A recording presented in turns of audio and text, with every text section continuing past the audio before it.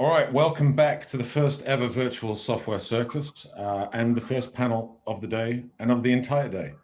First and last, with me, I have some incredible people from many time zones. I'm going to be talking about a lot of different subjects.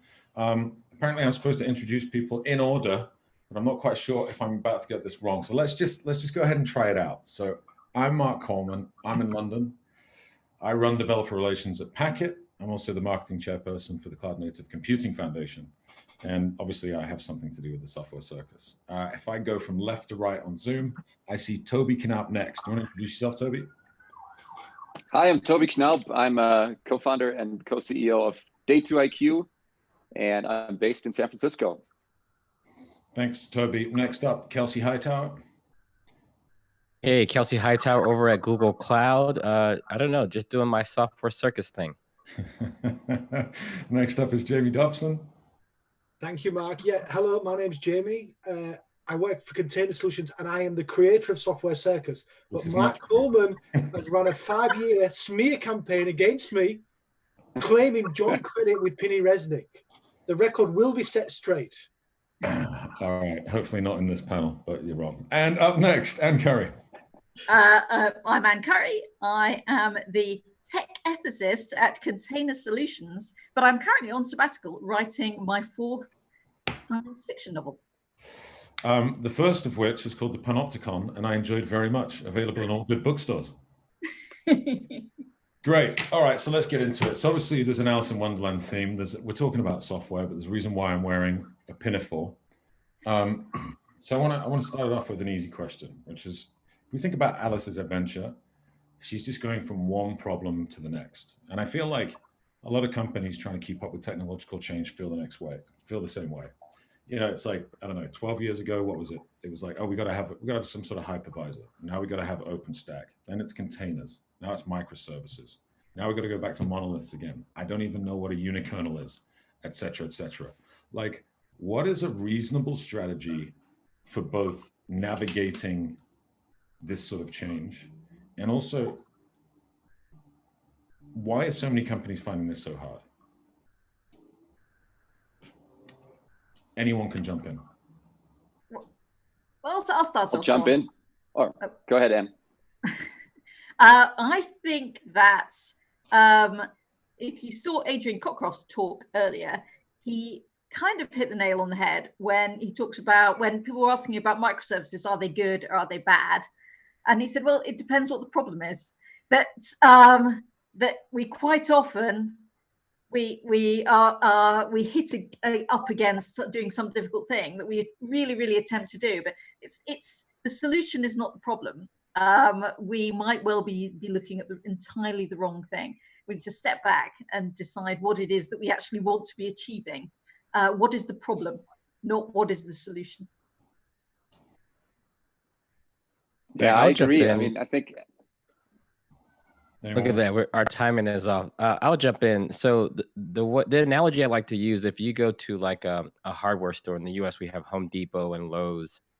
And then usually you go to those stores with the purpose. Like if your light bulb is out, you go to those stores to get a light bulb, right? You may even take the light bulb that you have so you understand what the requirements are. You go to the store and there's so many aisles. There's like 30, 50 aisles in those stores. They're selling wood. They're selling these specialized tools for like if you're a plumber. They have all these things that you may not understand. But since you're focused, when you go in there, you don't really get confused. You go find the light bulbs, you buy one, and you go home. You don't have any fear of missing out because you don't know what to do with all the tools on all the other aisles because that's not the current problem you have. Now, if you're trying to paint your house, you may come back to the store and buy a paintbrush or something to spray the paint on the walls. But I think what most enterprises sometimes forget is that even though all these tools are here and there'll always be new tools, those are like the aisles at the, home improvement store. You don't necessarily need every single tool. And I think people go shopping for tools without a problem in hand. And that's where the confusion comes in. Yeah, I think that's well said. We have to be careful not to, pick solutions and then search for the problem later. I think all of those, innovations over the years, microservices and serverless and all that stuff, the way I always look at that is from a productivity perspective, right? So if you're making those decisions, you know, should I go monolith? Should I go microservices? Should I go serverless? I think the question to really ask is like, is that thing going to make me more productive? Like, can I build the thing I want to build faster if I go that route, right? And yeah, the answer depends. You know, serverless makes a lot of sense if you have something that's very event driven. You know, microservices makes a lot of sense if you have a really big complex app and you have a lot of teams, a lot of people working on it, and you want them to work on some, you know, self-contained piece. If you're a small team, you don't have many developers, monolith is probably the better option. So I like to look at these things from a productivity perspective. I think, Mark, another part to this is that a lot of people are in like copy and paste mode, right? Everyone needs a house to live in. Your neighbor's a carpenter. They know how to build a house from the ground up. You don't. You've never done it before.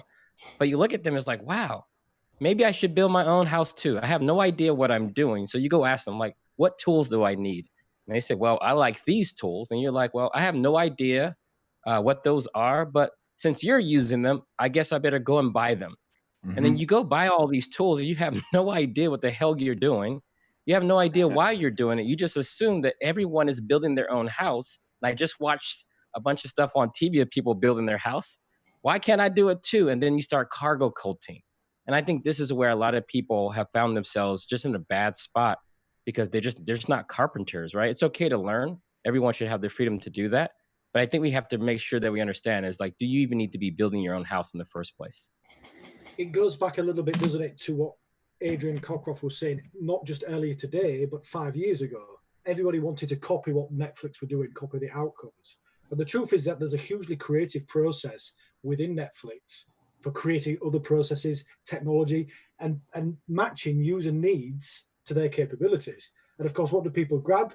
Oh, they grab microservices and public cloud infrastructure. And there's just not many businesses really out there. Most businesses are just ordinary, just average. And so they're looking for quick fixes, and there is no such thing. And I think that it fundamentally is not really related to technology, it's related to human nature. So I'd like to add one little twist there, because you know a lot of people are saying this, like you can't be Google, for example, you can't be Netflix. Perhaps you can, but not by just copying the sort of visible things that they do. There's a lot going on inside that you need to figure out that comes through hard work. But one of the things I keep hearing, which annoys me, but I've got no data to figure out whether it's right or wrong, is that people say, but we've got to do microservices, otherwise we won't be able to get the good developers. Or we've got to do Docker, or we've got to do like insert cool thing here. Otherwise we won't get the good developers. I tell you something, Mark, this is as old as our industry.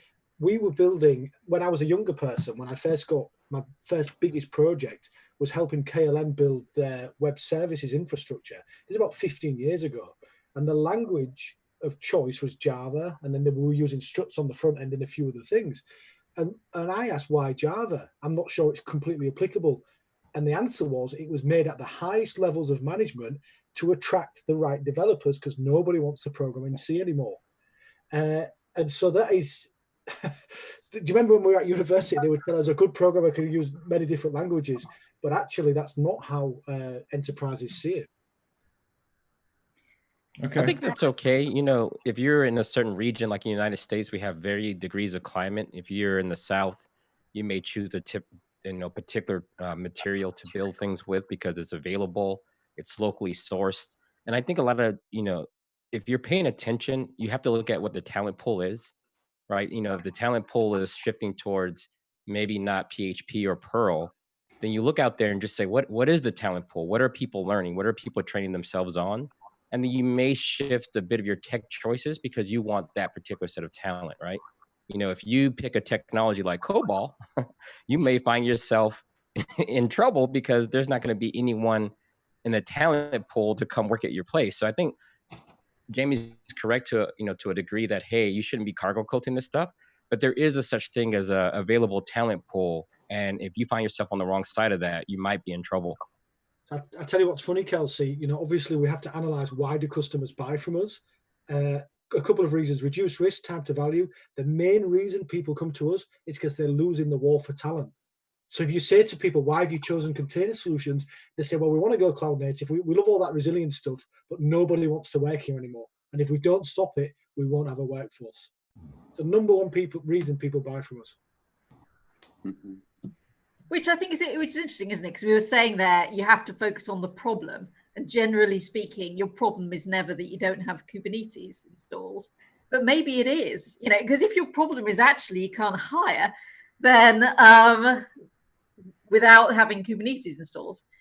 But that feels like a sales job, that you just have to pitch what you're doing for enough engineers. If you make it interesting enough, it doesn't necessarily have to be one technology. I've hired people for ridiculously boring technology before. You just have to sell it. Yeah, I agree. I mean, I think another way to look at this maybe is I kind of go back to my productivity angle, right? Like picking the right language or the right tools. Aside from the fact that certain languages are good at some things and bad at other things, I think a factor here is also, besides the talent pool, it's what that talent pool, what that community produces out there, right, as open source software. So if you make the right choice, you can also tap into that community and leverage all the work that other people that don't work at your company are putting out there. You can benefit from that, leverage it if you make the right calls. Right. I had another question around this, but I feel like I'm going to maybe park that one and come back. I want to change tack a little bit. Obviously, we're in the middle of a global pandemic. If you didn't know that, by the way, we're in the middle of a global pandemic. It's a nightmare. I saw this tweet I enjoyed the other day, which was like, who led the digital transformation of your company? A, CEO, B, CTO, C, COVID-19. And I was like, yeah, that's probably the case for a bunch of people. But then I started thinking about it, and I was like, well, that's interesting, right? Because you've got companies who now have a sense of urgency. They need to move fast. They also need to reduce costs all of a sudden. And a couple of the blog posts I was reading, I can't remember the sources right now, were saying there'll be a renewed or increased interest in open source due to COVID-19 because people will want to be killing licensing fees and I don't know, that seemed a bit fishy to me. I was like, I think open source is like, yeah, sure, you can download it from GitHub, but is it necessarily cheaper in an OpEx kind of sense? I don't know. So that's a kind of... Yeah, I think most enterprises need a serious forcing function, right? I think the forcing function, when a lot of these, even if you're a 100-year-old company, when you first started that company, you had a forcing function to get off the ground. So you made decisions and you did things. And sometimes over an 80-year period, there may not be a lot of forcing functions other than to just manage what you have, right? Don't change anything. We're making plenty of money. We can just hire more people. We can kick the can down the road. There's no forcing function. Some forcing functions are like regulation. They're going to close your business if you don't do X. So you don't even get to make a decision. You only have one path forward. I think for COVID-19, it was a big forcing function. You don't get to ask for 6 months. You don't get to ask for an 18-month delay. It's not up to you, actually. It is what it is, and you have no choice. So once you take the choices off the table, I think that's what forces people to innovate, right? Some people do their best work while they're procrastinating. So I think COVID-19 just represented, nope, you got to pick one. No one's can go into the office, so you now have to choose. Do you want to get Meet or Zoom? This is not a decision you can make in the next 18 months. Buy one now and then learn how to use it, right? So you need that forcing function. I think that's completely correct. So a few years ago, Anne, you studied all the successful cloud native transformations, didn't you? And the one common theme they all had, an existential threat. Yes. Yeah. They'd all used completely different. They all had different underlying technical problems, and they all had went for completely different solutions that were all cloud native. This was all the kind of SMEs in London, in the UK, who were really ahead on this. But the one thing that was common across all of them was, as Kelsey said, a forcing function. And it wasn't always the same one. Sometimes it was a competitor. Sometimes it was like for the FT, it was the death of the print industry, print newspaper industry. It was that you were brand new, and if you didn't get a bank set up inside a year, then you wouldn't be surviving. It was Amazon. It was Amazon Black Friday was now your key competitor, and you couldn't possibly fight with them. didn't matter, but in each case, it was a forcing function that was really well understood from the top of the company to the bottom of the company. Everyone knew that their continued existence depended on doing something about it. So yeah, I agree. And such a large change, such a large transformation. I speak to customers all the time, of course, it's my job, and I tell them it's fucking horrible. What's about to happen to you is fucking horrible. You'll have to confront your relationship with your parents. You're going to find out who you are right now. It's really, really difficult. And without a forcing function, that's not how we call it at Container Solution, but I'm grateful to Kelsey for that term. Without that forcing function, there is no rabbit hole to go through. You will not find the chaos. Nobody does this. Nobody moves to cloud native unless there's a gun out their head. It's key that everybody, it has to be something that everybody understands and appreciates is a threat as well, because if only your IT department thinks it's important, or only your CEO thinks it's important, then you've got no chance of getting this done. You know, the funny thing about all this innovation talk, most companies are not really struggling with the ability to innovate. Like, a lot of the stuff that they're going to use are tools, and there was innovation that went into producing those tools. The innovative thing that we're asking companies to do is just pick a tool. Literally pick one of the 10. And as soon as you pick one, then that would be the most innovative thing that some companies do in a long time. Literally picking something, not building the thing, not actually knowing how to actually leverage it 100%. Sometimes the biggest hurdle for most companies is just the picking part. So I want to interject a question there, and I feel like this one might be interesting for Tobi to react to. But if we talk about picking a tool, I remember hearing a story from somebody who'd either bought, oh, that's right, I was consulting at a bank and they bought SAP, and it cost a lot of money. And the story I got from them was like, buy SAP, it's fine, but never, ever customize it, ever. Because that is just like, it's going to be a $10 million bill, Deloitte, like 10 million a year Deloitte bill for the rest of your life. Now, years and years ago, when I was working at TomTom, someone was like, hey, do you mind just like operating this Jira instance? And I was like, sure, I'll do that. How hard can that be, right? But then we started changing all the configs. So every time there was an update, that was like 2 weeks of work because everything broke and we had to go and figure it all out again. So now to my question, Kubernetes upstream. You can use Kubernetes, right?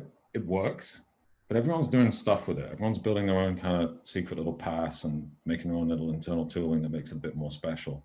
I can really understand why, right? Kubernetes is like a Swiss Army knife, and your business is not. It's got specific processes. So like, what is a good way to approach this problem? I feel like it's not one or the other. There's some sort of heuristic, and I'm wondering if we can tease that out. Yeah. So I think the challenge there is, right, that leveraging Kubernetes, Kubernetes alone, doesn't usually solve your problem unless you have a very simple problem, right? You need to build an entire cloud native stack. You need to build things like observability tools around it. You need to figure out how to do networking, how to do storage, how to back up and restore your cluster, how to upgrade it, right? All of those things. And then Kubernetes is a really fast moving project, right? You have a couple of releases a year, which is way too many for most organizations out there, right? They just can't upgrade that fast. They're not used to that. And then all the tools you build around Kubernetes, all the other CNCF projects or other open source projects you want to use, they have their own release cycles, right? And so the challenge is really like, well, even if you figure out on your own how to upgrade Kubernetes itself, well, how do you upgrade all the stuff around it too at the same time and make sure that those new versions are all compatible and so forth? And so, I think that's really, really challenging. We actually looked into this and it was, I think last year over a period of about 6 months, all the tools that you would find in a typical Kubernetes stack, things like Prometheus and so on, Calico. We picked a stack that's about a dozen or so tools and looked at, how many releases did those projects make? over 6 months. And it was, the number was, I think, 180, 190, somewhere around there. So that is like way too much to handle for any organization. And so I think my advice there would be, only sort of go, well, where do you really need to innovate, right? If you're building a cloud native stack, do you need to use the latest and greatest, project for X, or should you use something that's a little more proven or a little more stable? Do you really want to go through that trouble of, picking all of these components and testing all the different versions together every time new releases come out? I think the question to ask is really, can I use what's out there, that's maybe pre-built and pre-tested together? Does that solve my problem? Or do I really, really need to swap those components out? Do I really have like a unique need here? And I would say in most companies, most organizations out there, don't. I think it's really rare that you have to, kind of innovate at that level if you're, fall into the 80% of companies out there. So I think that's where we have to be careful, right? Because as engineers, obviously we want to innovate. We want to use the latest and greatest. It's part of our job to innovate, right? And push the envelope. But I think the important question is, does it really make sense to innovate, for my organization, the organization I'm a part of, to innovate, in, call it container networking or container storage, or should I focus my energy elsewhere? I think that's Thanks, Tobi. I think that's part of the problem, Tobi, isn't it? That as an engineer, you look for problems to fix, despite even if somebody doesn't want. It's your job. Yeah, that's your job, right? But what a designer would do is start with the user. So the amount of companies who call us, hey, we need Kubernetes, and we say, well, what problem are you actually solving? So I think that's one element we can take from design, which to me, good software development is about design. What does the user need? And often it will not be Kubernetes. Mm-hmm. All right. Anyone else want to jump in, or shall I go on to my next little hobby horse? I got plenty. All right. I'm going to keep going. So as we discussed earlier with Adrian Cockcroft, depending on which analyst you listen to, absolute numbers of compute, let's say cache going to public clouds, is still increasing very quickly, but it's accelerating more slowly. And we're seeing this evidenced by a lot of the moves by large companies like VMware with Tanzu, Amazon with Outposts, Google with Anthos, and arguably Red Hat IBM with OpenShift. Part of this is like information gathering. Like, are you seeing this in the open? Are people coming and saying, we definitely want to keep, like, we did want to put everything in the cloud, but now we want to keep something on-prem? Did people never intend to put everything in the cloud? Are people going the other way? Like, what does this look like right now? Because it feels like there's a lot of noise, but no real data. Yeah, I think we go back to the forcing function thing again, right? So if you already have a data center that you've built, and maybe it's going to be another 3 years from now until you get back on the accounting side, what you projected and why you built it in the first place, that's probably going to keep you where you are, right? It might make a lot of sense. And especially if it's good enough, right? Like even if it's painful and you can make it work, even if you have way too many people managing that, it's still good enough. The forcing function, I think, with cloud, I think it starts to plateau a little bit. You can get things with an API. There's a lot of open source projects that may give you some equivalence on-prem.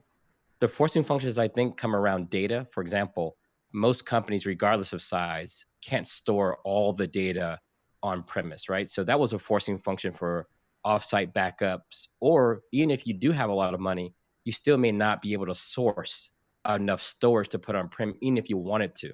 And I think when you look at it, a lot of companies that aren't using maybe their compute in cloud, they probably have a lot of storage in cloud, right? Email is another example of forcing functions. But when it comes to compute, there hasn't been a big revolutionary thing in compute in a long time. You get some web traffic and you respond. You can do that pretty much anywhere. That's not enough of a forcing function to make anyone do anything. Mobile, right? Mobile was a forcing function. Do you want to be available on 100,000 or 100 million devices? If the answer, yeah, you are forced to write new software and upload that software to a third-party app store outside of your firewall and distribute it from there. And I think that's where I think in cloud, we've kind of plateaued a little bit. So the next forcing function may become just the cost of compute. Maybe there's going to be a big leap in performance that you can't afford to buy. And that might be the next forcing function. I think it's interesting Kelsey touches on cost, Mark. So what we're seeing is in order to successfully consume public cloud infrastructure, you'd realize you've got to get your shit together, right? Get your builds automated, start creating psychological safety, and move towards an awesome culture. And definitely Tobi's products will be in there, the products that D2IQ create. And then at the end of that transformation, like, wait a minute, we're awesome. We're really good at what we do. Why are we giving fucking $6,000 a month to Amazon or $40,000 a month? Because actually, this stuff is so tightly packed on the VMs now. Why don't we run it on Fred's laptop like we used to do? So all of a sudden, you go to public cloud, you realize you can't consume the public cloud unless you're building things sensibly in a safe way. And all of a sudden, you start to think, well, hold on, now we're good at this automation stuff. Now we've grokked cloud native. Why don't we just start consuming our own compute? And that's a distinct cost saving and or advantage. Here in London, where I live, the Shard's out my back window, actually. Here in London, a lot of companies, back to the forcing function, need to do certain computations in-house. So for them, it's a bit like, oh, this is fantastic. Let's go cloud native, do a bit of stuff on Amazon, and some of it on our own old data centers. So that's real, Mark, and we are seeing that in the industry now. And I think retailers have one of the biggest forcing functions, things like Black Fridays, these big global, retail events. There's lots of them now. They can't do it the other way anymore. They can't over provision large data centers just for one day or maybe 2 or 3 days out of the year. So they got forced into gaming companies, right? If you notice, most gaming companies now leverage the cloud big time because those games get super popular. These games are measured in the billions of dollars of revenue, but those games quickly die off within a year, right? So at their peaks, they could have hundreds of millions of users. And then when they die off, the thing is you can't go and buy and recycle data centers that fast. And those industries are starting to understand like, hey, this cloud thing makes sense because it matches our revenue model. Where it doesn't, I think what Jamie was highlighting, when you have more of a consistent revenue model and your biggest trouble was like being efficient with what you have, once you learn how to do that, then it starts to make sense a little bit to be able to stay on-prem, especially if you don't need to be a global presence, right? The thing in retail, Kelsey, so, with fast-moving consumer goods, your margins are always squeezed because you're in an arms race with all the other, all your competitors. And right now with COVID, a lot of our customers are getting prepared for flash sales and bringing the summer sales forward. Now, they can gain a cost saving by staying on premise. And so at some point, that public versus on-premise question gets asked. And if they've got good at the other stuff, the answer is going to be, well, let's keep it inside. Yeah. If you can handle Black Friday, that's usually the test, right? And it might be a mix of both, to your point. But usually Black Friday is the thing where people say, yeah, we can't be losing sales during the biggest sales of the year. And that's usually the thing that says, even if you were good 364 days out of the year, it's that one day where people will say, nope, that's where we make the majority of our revenue. Sure. But without naming names, a lot of our customers are in retail and they are not in the public cloud. And they deal pretty well with Black Friday and all the other mental days that come along. Well, I think I like to think about cloud as 3 separate things. And I think part of the reason why we're seeing maybe that a move of compute to the public cloud slow down is that people can now separate those things. I like to think of cloud as, it's a way to develop software, right? Cloud native development. Are you using microservices? Are they elastically scalable, right? So that's the development part. Then it's a way to operate infrastructure, right? Are you able to roll forward very quickly? Do you use cloud native data services, things like that? It's a way to run infrastructure. And then third, it's a place to run your stuff, right? Somebody else builds and operates that data center, not you. So and I think what's really changed, thanks to Kubernetes and some other software out there, is that companies can pick and choose, 2 or 3 of those things and do them in different places, right? I can do cloud native development and run my infrastructure in a cloud native way in my own data center. I can do that now thanks to those technologies, right?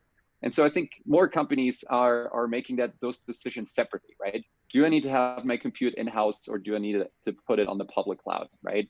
I agree with Kelsey, you know, if you have big spikes like Black Friday, it's, for most organizations, it's really hard to do that effectively, cost effectively in-house, right? But if you are a large bank and you've been, you know, operating large data centers for years, you're really good at it, that's probably cheaper than doing it on a public cloud, right? Plus, we're seeing more new kinds of applications where you really need to push the compute much closer to the user or to the data source than the public clouds can do. We work with a lot of companies that do manufacturing, right? They have these, you know, big production sites where, you know, they're putting thousands of sensors into their facilities, and they just want those facilities to be able to operate, you know, in a self-contained way. They don't want their production line to depend on an internet connection, right? Because some of those things are in places where the internet connection is, you know, just terrible.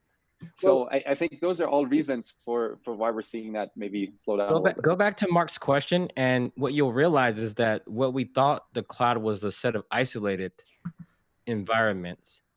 You mentioned Outposts, Anthos, you know, Microsoft has Azure Stack. The cloud is kind of coming down into these environments. And while it may be you don't move, maybe the cloud starts to come to you. And I think that is just a different way of thinking about it, right? We have these dedicated regions, we have special regions. Maybe there's a future where, you know, cloud just becomes a thing that takes over the operational model of that data center, right? So it's like you buy hardware from a vendor today. A lot of companies are really using co-location. We've already started this trajectory of someone else coming in and taking over the operations of the building.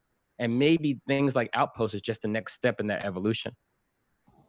So I realize it's a bit trite because we always go back to the industrial revolution, don't we? And we say that cloud is a bit like electricity. Everybody used to generate their own electricity. And exactly as Justin mentioned in his talk today, those generators used to blow up, kill people. Then we got the power grid. But then at some point, a lot of advanced companies realized actually there's advantage to generating our own electricity, whether it's because for resilience reasons or for cost reasons. And I think that's what's happening now with public cloud. People went there, got themselves organized, and then realized, well, actually, all that cloud native stuff, 95% of it has got nothing to do with the public cloud. And actually, we can change our cost structure by bringing this in-house. So there was a comment in the chat from Dara Grealish who said most companies that run their internal infra run it really, really badly and expensively, and the public cloud is therefore cheaper. They don't have the skills or the technology to run it competitively. And I think there's sort of two axes here, right? Which is that we're kind of mixing up, or perhaps I am, cloud versus on-prem with the competency of the companies doing them. So in a sense, the story, the kind of journey we've plotted out is, let's imagine you're a traditional enterprise and you're terrible at infrastructure. You go to the cloud and it makes you good at infrastructure. Now you could go back on-prem, that'd be fine. Or what we see at Packet quite often is people working in their own data centers and using Packet bare metal for cloud burst because they've already figured it out. So it's really a competence thing as well as where it is. I feel like— I think you make a good point, because if you were struggling for talent, we all agreed on that. You didn't, and so if you don't have the talent, then it may never be an option for you to ever run on-prem in a confident way, right? Software, we agreed, only gets you so far. There's things to do around it. And I think what you're buying is someone else's talent and someone else's operational capabilities, right? It's why we all, or at least why I use a bank, right? I go to the bank instead of stuffing cash in my mattress. Of course, I can buy a bigger safe and some armed guards, but I don't think that would be very economical regardless. So I think there is a room where there are some companies who do have the talent or willing to pay for the talent. But at some point, you're going to hit that limit as well, where why would someone with the talent go work at a particular company where that's not the focus? I have to say, I agree with Kelsey. In the end, cloud is going to win because you don't bet against specialization. That you are using specialists who will ensure that whatever you're doing, however your database is operated, however your servers are operated, are much better than you can do because they are specialists. I would always bet on specialists over generalists in the long run. And remember, if you're a consumer of infrastructure, just because you're not installing and upgrading the database doesn't mean there will be no need for DBAs, right? And I think that's where a lot of people believe it's like a war between your personal skill set and someone else's personal skill set. I think they just complement each other, right? There's things down here that you probably know how to do, but you just don't want to do them anymore. I think there's an interesting point around specialization. I agree from a sort of economic point of view, it almost always makes sense to bet on specialization. But the other thing that happens is when people start to specialize, they start to have less generic interfaces. So there's always this long tail of things that don't fit the thing that's being specialized. And that's normally, especially if we're talking about IT infrastructure, like a lot of billions of dollars. And I feel like we're going to see a bit of action around that as well. I mean, if you want scale, you're going to have to specialize at some point. Think about the way we do media broadcast globally, the way we do satellites. Everyone can't run their own broadcast station. Think about how the internet works. We just don't let every enterprise pick a random protocol and jump on. There's rules to this. So if you want scale and you want this kind of economics, you can't have everybody doing random things all the time. So in infrastructure, especially, the things that are the most successful is where the standards are and the specialization is. It's only in these areas where that's not the case that we spend so much conversation talking about how to fix it, right? Some of those other areas, we've got the standards in place and there's work to be done still. But in these other areas where it's just wild, wild west, think about it. Half our time is dealing with wild, wild west. That's obviously a hint. There's a problem. All right, so we've got 22 minutes to go. We're way past the 50% mark. And what I like to do when I'm running panels is just not hog all the questions.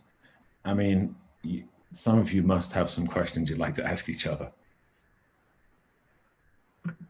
Or topics. You give me the topic, I'll frame the question. Well, somebody on Twitter, Mark, is saying that they only log in to hear me swear.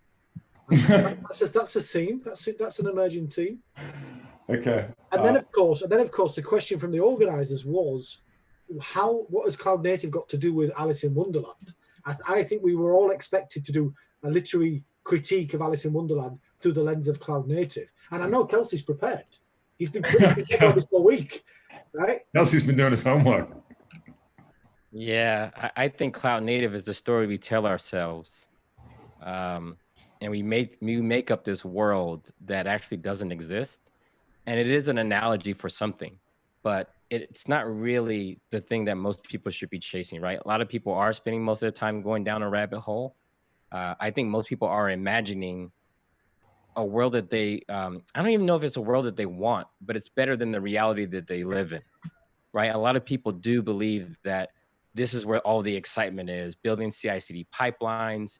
And I think it's all a cover for the reality. The reality is we got to put software on servers. We got to patch that stuff, keep it secure. And it really doesn't matter how you do it, because at the end of the day, you're going to have to expose it through some IP address so someone can hit it. And that's it. That's for the most part what most people are doing. And I think a lot of times when we wake up from that and realize the reality that we actually live in, we stop just chasing these random things, right? And honestly, in the fairy tale world, we manifest problems that aren't real, right? Like we have all these enemies to fight. We have these adventures to go on. We debug things because we put ourselves in the weird spot. I honestly think a lot of problems we've created for ourselves in the cloud native world is just kind of our own desire to create a world that doesn't need to exist. And it's okay. I think there's a lot of good in this that actually works in the real world, but we need to get back to pragmatism and ask ourselves, do we need all of this stuff in our dream world?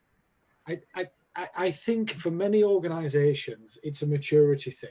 And surely Alice in Wonderland is the coming of age story, right? It's a story about a girl whose life is settled, is understood, and she passes through a boundary and enters chaos. And I think there's a lot of organizations out there seeking to mature. One path to maturity is cloud native, but also conversely, mature organizations would choose it. And for me and for the team at CS, we think of cloud native as roughly, very roughly, 1/3 technology, Kubernetes, Mesos, containers, etc., etc. And then the other parts are processes, life-affirming processes, continuous delivery, A/B testing, mapping user needs to your capabilities. And none of that shit works unless there is safety and transformational leadership.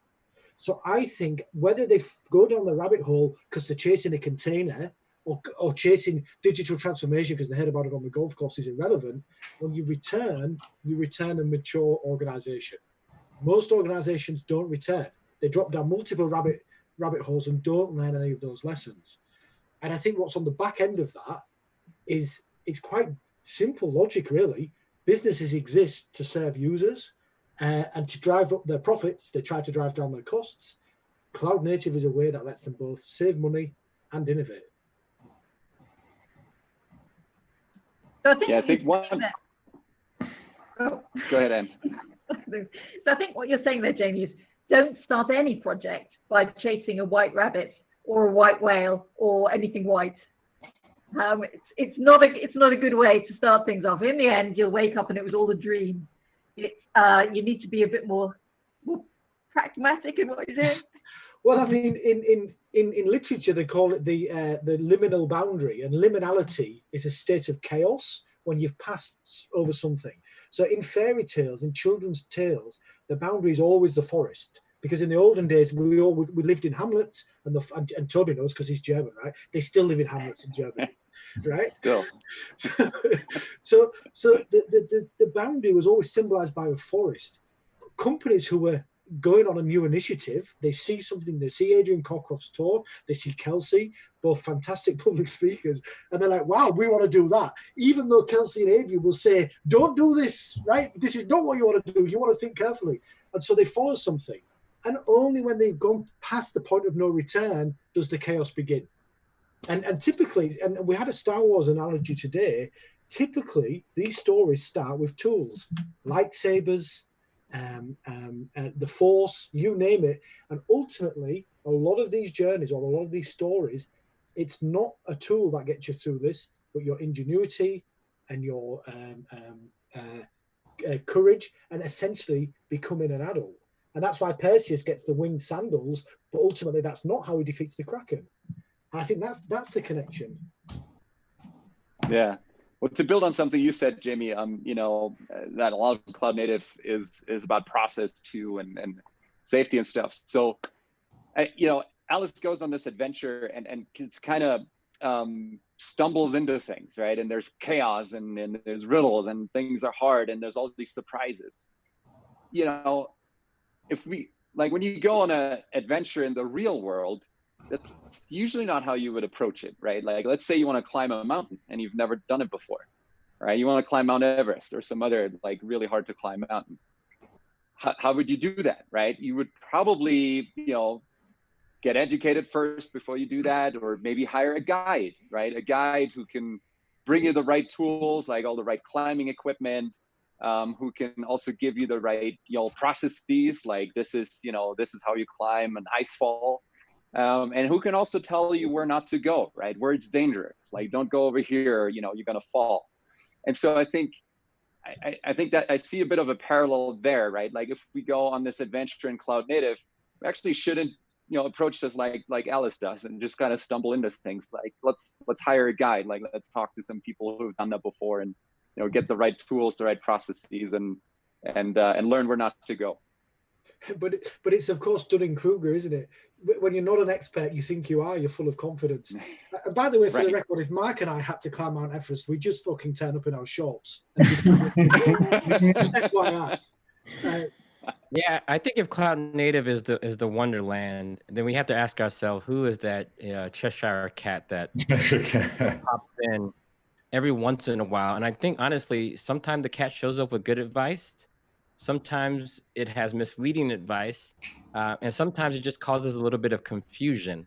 And I think that's where a lot of people may be looking at the cat and not sure if this is valid information. Is it a trick? Is it being misleading on purpose? Is it smiling or is it grinning? I think a lot of people don't really know what their advice that they're getting because they don't understand why this person exists in this particular world. And that's where I think you have to come back to the table and do your own analysis about what you've just heard or what you've just seen. And yet, Kelsey, who is capable of critical thinking? How many people in our lives do we really know who are capable of such critical thinking? And of course, the Cheshire Cat. That's why there's so much money in tech. I don't want to pick on Tobi because he runs an awesome product company, but often the Cheshire Cat is a salesperson from a product company saying, "Buy this, you'll be fine, you'll be totally fine. Just buy this." But in Alice in Wonderland, I think Tobi's right that no one in their right mind would chase the white rabbit down the hole. They would step back and think a little bit about what they were doing. But the white rabbit is disappearing down the hole, and Alice either has to follow it or lose it. So it's FOMO, isn't it? It's FOMO. The whole story is the danger of FOMO. FOMO. All right, I like ending on a hashtag. We've got 13 more minutes. But she's right. Anne's completely right, because if you go down the rabbit hole, you're dead. But if you don't, you miss the opportunity. And you want to know what's down there. And seizing opportunities is what businesses do. So you can't blame them for trying to do this. Okay, I'm going to take a little left turn here. So I saw a conversation. I can't remember if it was Twitter or Hacker News, but it was about 3 weeks ago. So like COVID has, I think, shown to a lot of people who didn't already know just how dependent we are on technology, right? Like this is happening because of Zoom. Zoom is happening because of a bunch of tech that I can't even, I don't even know the acronyms for it, let alone understand how it works.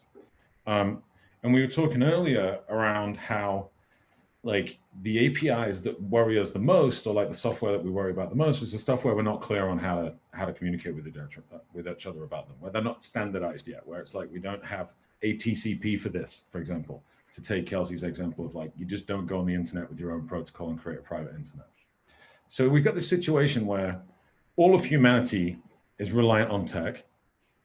We kind of know how to do it, but then we get to this tweet, which I saw. And when I saw this brave poster, I thought I would not die on that hill, but well done for posting this because I can't wait to see the comments. And the post was, in architecture, you're legally required to have certification. Why aren't we doing that in software? And you can imagine the responses. But I thought, you know, from the comfort of my chair, watching this person be destroyed on Twitter, I thought, is it a bad point?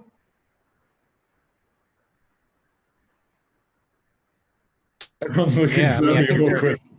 No, I think there are some regulations, right? So if you write software for people's information, there are laws and regulations across the globe that come with penalties to them if you do it wrong.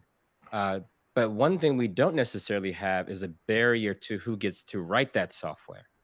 And imagine a world where you did have to have credentials before you could write some software. And I think that would not necessarily be in the best interest of humanity. For example, if you have wood, you don't need credentials to be able to try to make your own chair. Now, if you sold that chair and people sat at it and fell through and hurls, you would be in court to justify why the hell are you even making chairs, right? And I think the materials, the bill of goods of software can be thought of like wood and other resources. You know, people should be free to assemble those things themselves and create things. But I think when they're applied to reality, like flying a plane, there are regulations, right? And I think it's going to be hard to certify can a perfect software and build the right thing perfectly. That's not going to be something that's easy to measure. People make mistakes, right? So I think that's just a different thing. So maybe you do need to have some certification to work in the aviation industry. And one of the tools that you use in the aviation industry is producing software. But I don't think that's the whole story. Software isn't the thing to be certified on. I think the ethics of the person involved in making or using or operating such tools, that's where the certification boundary should probably lie. All right, mic drop from Kelsey, or someone wants to jump in? We simply are too young as an industry. Certification is absolutely coming. We don't understand it. We barely understand it, the people who do it. So we know that when we run machine learning loads over a set of data, the data's biased. We know that we're embedding this into the criminal justice system in the UK and in the US. This needs to be regulated. Go back 50 years and the film industry was a fucking mess, right? the film industry is a creative process, very similar to building large-scale distributed systems. They are now unioned up. They know how to make a film because those things come in on time, on budget, every time. We're just a bit young, but I believe it's coming. And I think. But remember, your counterpoint here is YouTube, right? YouTube, you don't have to be in a union to buy a camera and shoot a video. You don't need to do any of that. You don't need to have any certification. You need an internet connection. Yeah. You can take your iPhone and make a whole music video, get 10 million views, and make more money than some theater release movies, right? Because that's what happens when you allow. Now, if you want to go to the theater, there is a format, there is a standard. In some places, there are unions. But look at movie theater sales right now, almost non-existent, but somehow people are still releasing motion pictures, whether it's online or through some streaming service. So I think regulation will, yeah, we should probably have it. But remember, it's not the fact that we want to regulate who can write software, right? And I think some people are mixing the two things. How that software is used, I think you might want to regulate.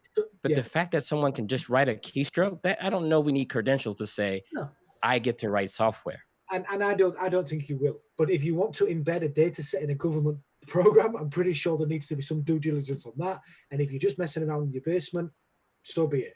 And that's the YouTube versus the big movie studio discussion. Yeah, but I think it's coming. I think it's coming. The law always lags behind. As I said, I'm pointing out my back window because I'm still in London, which is where I was half an hour ago. And we used to stick kids up chimneys to clean them. And at one point, we all woke up and said, that's not right. So we stopped doing it. And then a few years later, we legislated for that.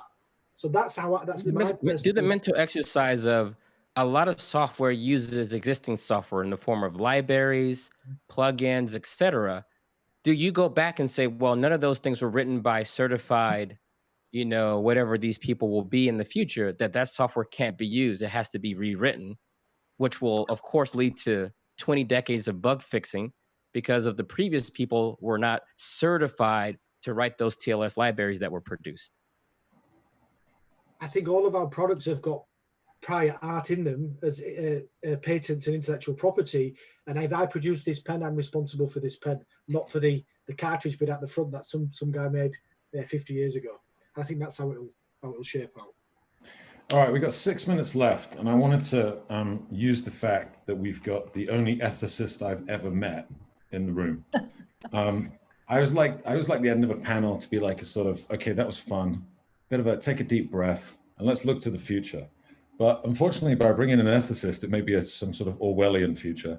But I wanted to say, related to certification, I mean, perhaps AI is one that comes up a lot. But Anne, I was wondering if you could just bring us up to speed on where are we at with ethics right now? And what should we be thinking about? Because it seems like an important area, but I'm not looking at it, and I guess a lot of other people aren't too. And with this amount of responsibility, if we're keeping Zoom running, maybe we need to think about our motivations for doing that. Well, yeah, so, no, I'm not muted. The law's the floor. There are actually quite a lot of laws out there that you do have to comply with if you want to run your software ethically. And Kelsey mentioned things like GDPR.